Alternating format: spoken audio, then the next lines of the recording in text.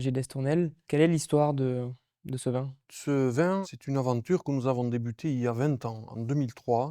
Et c'était la volonté de Michel Rébier, dès qu'il est arrivé, que nous allions explorer le nord du Médoc. C'est un vin qui est marqué par son terroir, hein, et cette partie nord du Médoc, ce vignoble proche de la Gironde, lui donne beaucoup de fraîcheur, lui donne de la salinité. Il y a une dominante de merlot qui en fait un vin accessible, mais il y a beaucoup d'énergie et d'épices aussi. Là, on déguste la récolte 2019.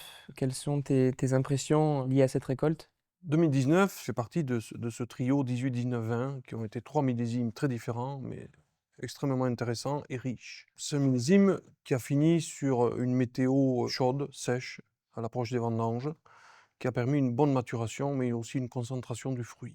Gaëtan, comment tu décrirais ce vin? Déjà, ce qui est intéressant, c'est que c'est une première étape, une première marche au vin de Causses-des-Tournelles, avec beaucoup de douceur, beaucoup de suavité. Tu parlais des terroirs un petit peu plus froids du nord du Médoc. C'est vrai que ça se sent, on a des choses beaucoup plus douces, avec une qualité de tanin extrêmement fine, très soyeuse. Quels accords tu peux recommander avec ce vin? Moi, il y a plein de choses.